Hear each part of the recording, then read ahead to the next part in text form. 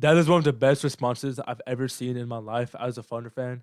I mean, offense was a bit stagnant late in game one, and you come out putting the best offensive half, not only in Thunder history but in NBA history. And I'm just gonna start right there, right? So again, game one, the Nuggets plays over aggressive defense, which basically just doesn't allow Shea to get any dribble penetration, right? Outside of the first quarter, he never got deep in the paint. He never really got a clean look off in the mid range. So again, they're running this insanely aggressive defense. It doesn't seem sustainable. What they're doing, they're putting Jokic onto these guards like Dort, Cruz, O'Kaysen, and just letting them shoot. And also leaving the middle of the floor, helping off of Chet and Ihart, and forcing Shea to make those interior reads. I've watched every single Thunder game, as you guys probably know from my Twitter account, over the last 3 or 4 years. I don't think I've ever seen Shea play a better floor game. The ball was going exactly where it needed to every single play, and when I was watching live, I realized like his approach wasn't to find a way to score first; it was to find where the help was coming from. He was trying to find how to play make, and overall, he finished with what 34 points, 8 assists, and 3 quarters, and that's one of the best game Shea's ever played. Every single offensive possession, they're sending help from the nail. They're sending help with these hedges. They're doing some again, doing anything in their power to make sure that Shea doesn't get any sort of one-on-one look or any look where he can just play and like attack anyone, right? Attack off momentum, get into a mid range, get to the rim, doing anything to shut that off. And Shea completely exploited that. Him and Ihart had so many good pocket passes. And Ira Hartenstein got that floater off. He didn't make all of them from Shea's assists. So I think Shea's 8 assists are truly underselling how good his playmaking was today. And there's a lot of hockey assists where he passes to Hartenstein. Hartenstein gets it to someone else. And the Thunder just creating good offense. I mean, the Thunder had him on the floor for 30 minutes today. I believe they had a 170 offensive rating. I don't think you guys understand what I just said. Like for a full game, damn near, he had an offense that we've never seen before. 170 offensive rating in a playoff game. That was he was flawless. That was truly a flawless performance from Shea. And every single post game, I've been a little bit critical on Shea and saying, he's not playmaking well enough. He's not looking to play make enough, right? If these teams are gonna play aggressive, you have to adjust. He's not adjusting. That's been my biggest critique about Shea overall, just throughout the playoffs, first round and game one. I think game one he did a much better job at that after rewatching. I think it was a bit too harsh, but in general, it's been a theme with Shea, right? He'll always be looking to score first. It can sometimes just ruin his attacks and sometimes slow down the offense. And today, Denver went into game two running a very similar defensive game plan and just expecting and just trying to see where it went because obviously it did well enough in game one to win them the game. So they came out there, did it again, trying to steal a game, and they ran them off the floor. And even beyond Shea's playmaking, he scored 34 points today. And again, it's because he looked to play make first. Now he's finding these scoring opportunities a lot better. He's attacking quickly. His mid range was on point today. I think he hit almost every single mid range he took outside just one baseline one. He just won a crazy spin shot where he's like floating in the air. He hits that mid range shot. He hits like this one where he's hanging in the air, kind of like Jordan, and he hits on the baseline. He was hitting all sorts of crazy stuff. He was hitting his rim shots. He even had like a few like pretty crazy not crazy, but like some vertical dunks in there. It was like all in perfect shit offensive game. And again, scoring wasn't really the thing for me, but like if you're scoring 34 points on almost 100 true shooting or like perfect efficiency, right? He only missed 2 shots, made all of his free throws, was really aggressive at again trying to draw contact, and I think that's something he's kind of went away from in game one. I don't think it was that aggressive with making like putting pressure on the refs to call these hand checks and putting so much bodies on each drive. I think he did a lot better job at that, and just like continuously attacking, being reluctant to attack. So again, I don't have enough words for Shea. I could probably keep speaking about that. That's a really that's a statement game by Shea. Again, he hasn't had a statement game in the playoffs yet. Um, there was some quiet like mumblings about people talking about is Shea a playoff dropper? Is Shea this? Does his game not suit the playoffs? This and that, right? And he comes out here and gives us that type of game where he leads the greatest offensive playoff game we've ever seen, and it's completely controlled by him and his playmaking, him and his driving. Beautiful stuff. Again, that's the perfect response you need. He was the best player on the floor by far today. Can't say anything more. Let's talk about the defense on Jokic. I'll scroll up here, but a few things. First of all, they exploited Jokic a lot more and drop today. They they ran a lot more harder wing screens. They tried to get a lot more switches. They forced Jokic more into action. They also did this by running a lot like a lot of action between the double bigs, Hartenstein and Che. They had a few pick and rolls because that automatically involves Jokic. You can't really switch off of that, right? And nor do you want a small player to be involved in that pick and roll. So then you got a few plays where Hartenstein and Che connected vertically on like a lob pass, I think 3 or 4 times, where they're either drawing fouls or they finish the play. So like again, they're just finding smaller, just small wrinkles to really attack their best player. And forget the Thunder's offense being so good. It put Jokic in foul trouble, right? He was in foul trouble game one, 5 fouls. He stayed in the game. Today he was at 6 fouls, and he he fouled out in 3 quarters in how many minutes? 32 minutes, which is, I mean, if you can keep Jokic in foul trouble throughout the series, it's gonna become very tough because he already plays a bit soft and I wouldn't say soft, but like he plays more passive on defense, more with his hands and stuff, less like with his body and shot blocking. So if you make Jokic like in foul trouble, you can really start to open stuff up defensively. And also, he's gotten really frustrated playing against his team already. He's he's getting frustrated fighting for the post. There's like a few elbows being thrown. Again, there was this one play where he just completely piggybacks on J Will, and well, it was hilarious, honestly, in real time. But he's clearly getting frustrated by how much pressure the Thunder are putting in each post up. They're fronting him. He had like three, I don't know how many fouls or he had, but like he at least like hit 6 turnovers today.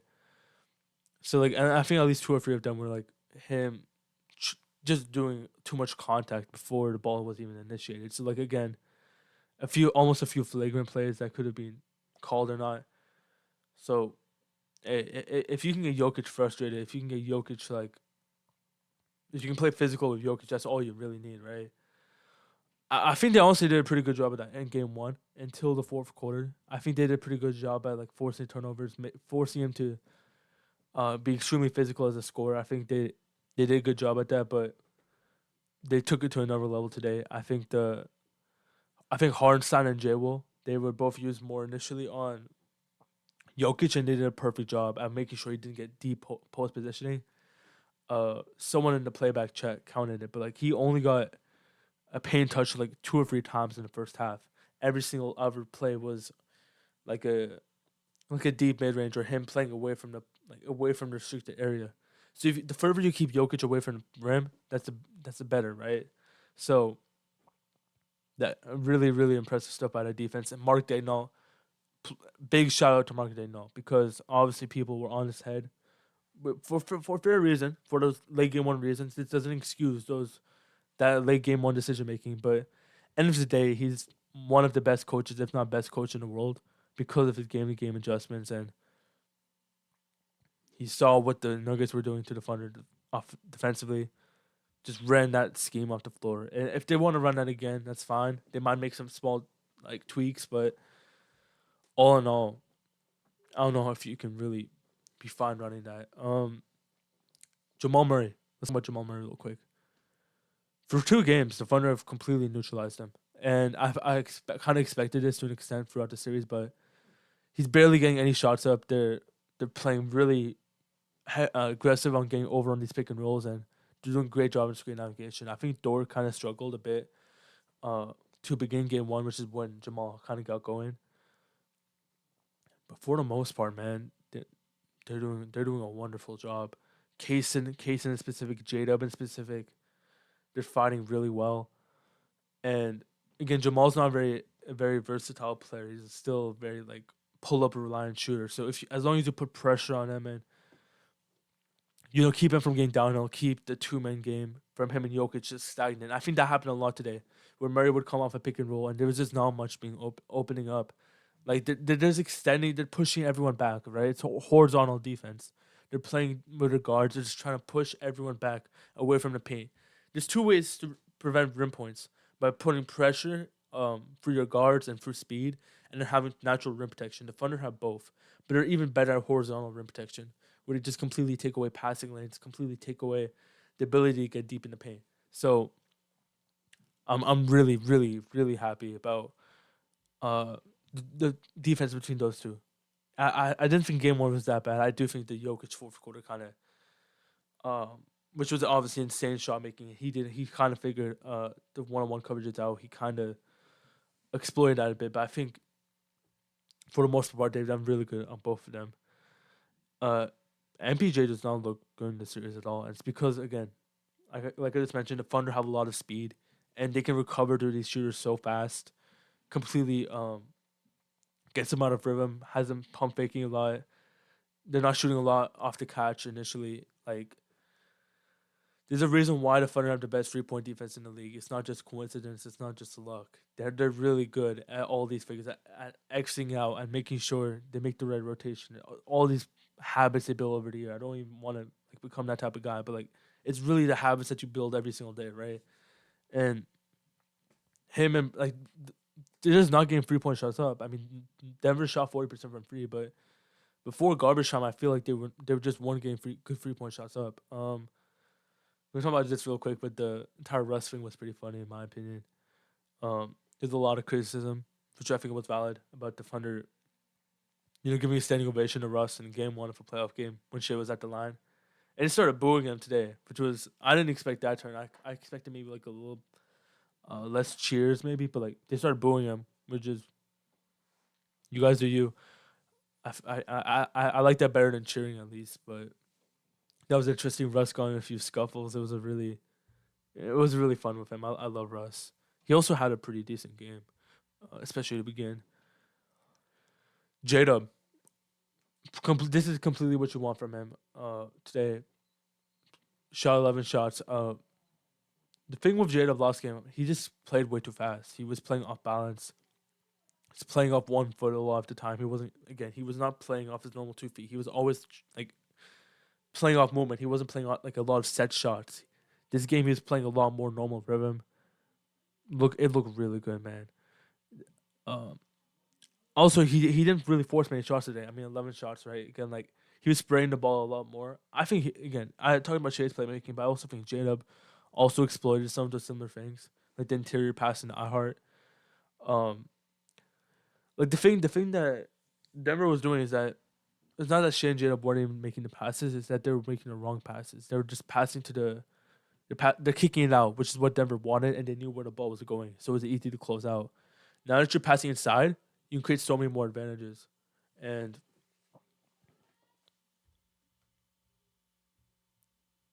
hold on, give me a sec.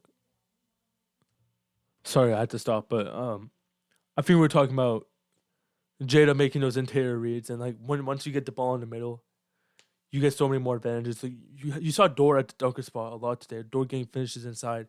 It's because Shane and Jada were making those initial passes after getting the ball pressure and just creating easy looks for their teammates. So again, not everything will be shown by the stat sheet and everything, but there's a clear emphasis by the game, like by Shea, Jada, Mark, to like all push the ball in the middle, trust Chet and iHeart to make those decisions, and they did a great job. But it all starts with Shea and Jada just drawing the attention. Obviously, Shea did it to a different degree, but like Jada also follows suit, so I have to give credit. He played a great defensive game also. Thought he was really nice on Gordon. Thought he was a lot better on box outs. I don't know. I don't think the rebound numbers indicates like him being having a great rebounding game or anything, but I think he did a really good job preventing offensive rebounds. And actually, I should talk about that. The Thunder did so good at preventing offensive rebounds today. I'm pretty sure they might have even had.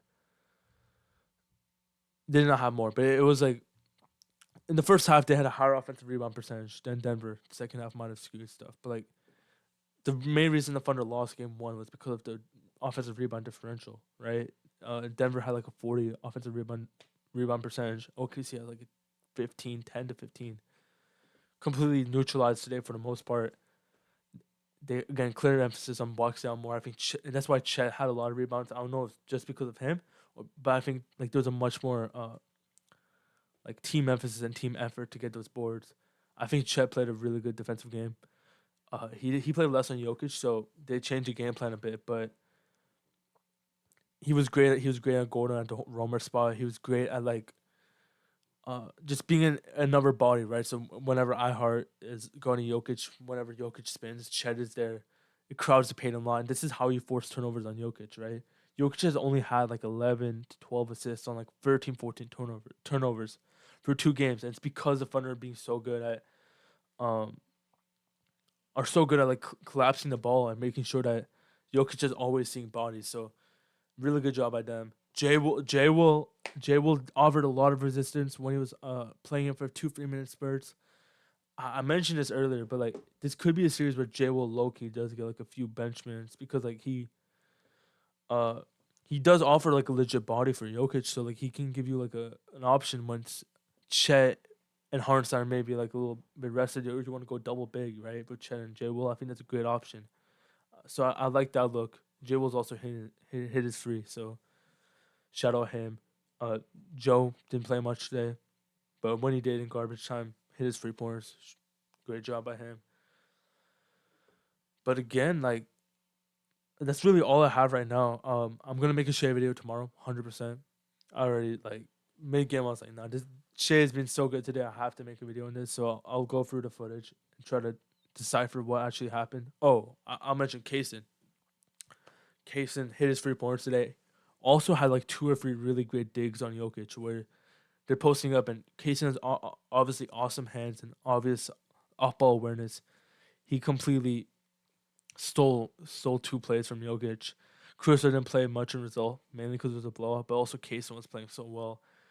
You obviously have to balance the minutes, but man, that winning by what 43, but like it was 50 for like a good portion of that third quarter. So Shea had one of the most impactful games ever.